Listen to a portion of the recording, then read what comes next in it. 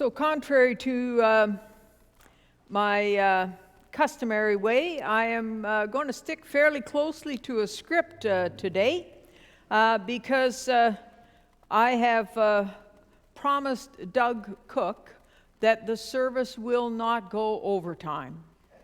So that means I have to be very judicious. So we've been finding our way with Ruth and Naomi.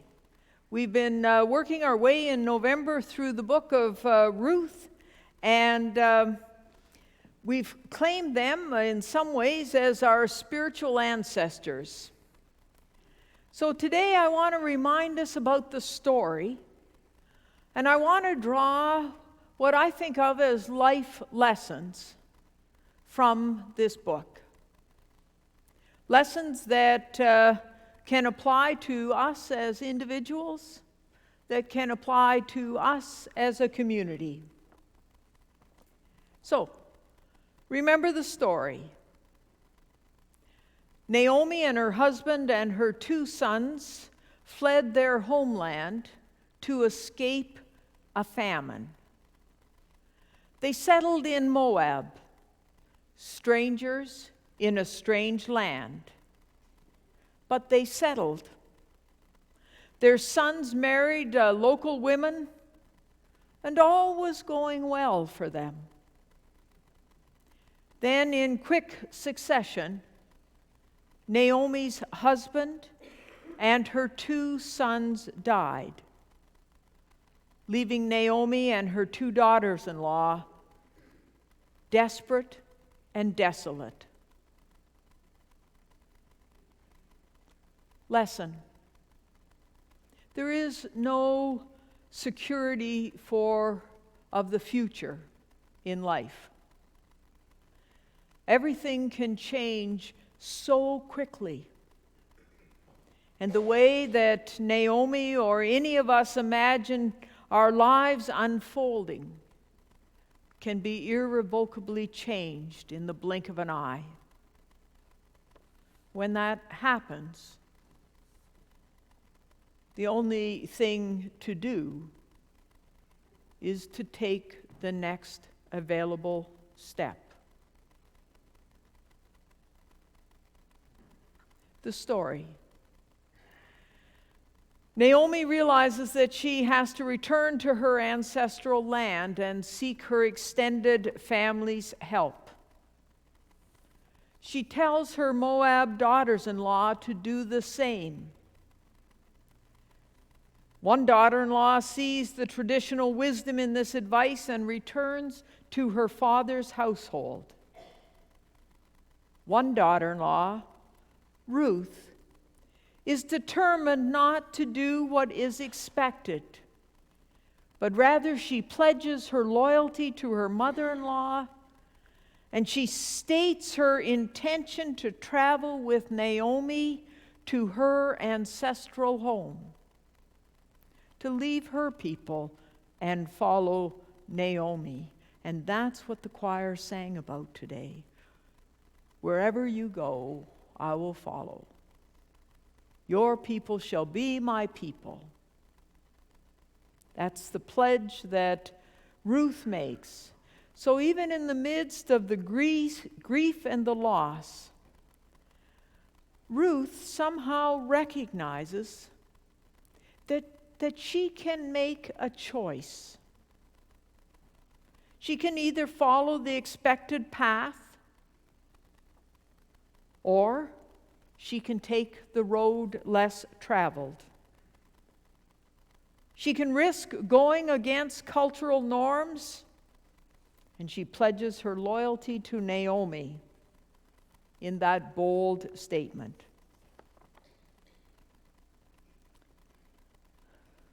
Lesson. There is always a choice to be made. Sometimes you have to look hard to find the choice. And sometimes the choice may only be how you will face something that is catastrophic. But there is a choice. Often the choice is between a familiar path and an unfamiliar path. When you choose the unfamiliar, unexpected path, do it boldly and give it your best effort. Don't second guess your decision. The story. Naomi and Ruth set out for Bethlehem, and they arrived just as the barley harvest was beginning. The two women took stock of their situation, and they made a plan for day one. The younger Ruth will go to a field and begin gleaning for food, the first necessity. But she will also watch and see what is happening in the fields and where it would be most advantageous to work. As she gathered food, she also gathered information and acquainted herself with the other laborers and overseers as was possible. Her goal was always in her mind, and that was to gain for herself and Naomi a more secure life. Lesson. When we go into a new situation or travel a new road, we have to do so with our wits fully open to learn what we can about our new reality. We can keep our eye on the long-term goal, but we have to have confidence in ourselves to be able to navigate the day by day and pivot and change as we have to.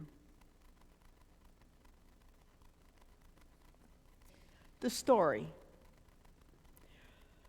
Ruth comes home at night and she tells Naomi what she's learning in the fields and who she's meeting. I imagine that Naomi spends her days making food and talking with her kinfolk.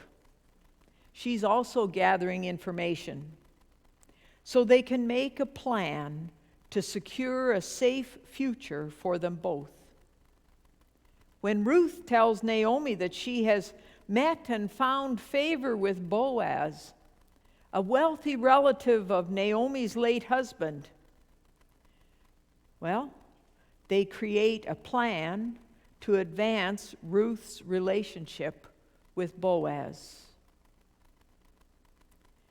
Naomi is able to see that there is an opportunity in Ruth having connected with Boaz. The lesson. Learn to identify circumstances that can become opportunities. And when you see them, act to secure them. Be strategic and yet nimble. In the last chapter of Ruth, which we read today, the story has moved from Naomi and Ruth to Boaz. This is a land that where only men can deal in property matters. It's very patriarchal. But there is a land that belonged to Naomi's husband, and the succession must be arranged according to their laws and customs. The land must be passed on in such a way that Naomi's deceased husband's line will continue, and his descendants will be cared for. And so Boaz gathered with the men of the village, and when the man who was first in line to inherit this land comes along, Boaz asks him, "Do you want this land?" Well, yes, he does. Of course he does. But then Boaz says, the man must also accept responsibility for Naomi and for the Moabite woman Ruth. And their first offspring will be the offspring belonging to Ruth's dead husband. Well, at that point, the relative in front of witnesses says that he'll pass on his inheritance rights to the land. And so now it falls to Boaz and his turn. And he claims the land, the care of Naomi, and he makes Ruth one of his wives. She bears a son who is a comfort to Grandma Naomi in her old age. This child will inherit this parcel of land and will continue the line of Naomi's deceased husband. By the end of the story, Ruth's unconventional but brave decision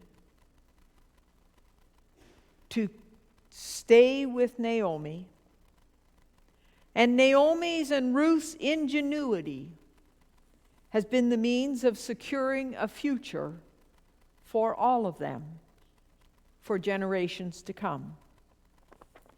The women of the village say to her, "Blessed be the Lord, who has not left you this day without next of kin. This baby shall be to you a restorer of life and a nourisher in your old age." That's quite a blessing. Well, the lesson. Life happens day by day, and it's filled with all the uncertainties that we have to face. And we just have to do our best with the information we have to meet the day, one step at a time, one day at a time, having humble confidence and trust that we're doing the best we can with the information we have. It is only as we look back that we see how the choices we made, the opportunities that we reach for, the alliances we form, the negotiating we do, will affect the outcome and let us reach our goal of a secure and, dare I say, positive future as individuals and as a congregation. We need the gift of hindsight. Well, I'm going to stop now. But I wonder if we might give ourselves this blessing. Blessed be our great Spirit God, who has shown us next steps. May our decision today be one that renews vitality and is nourishment for future generations. Thank you for listening. Amen.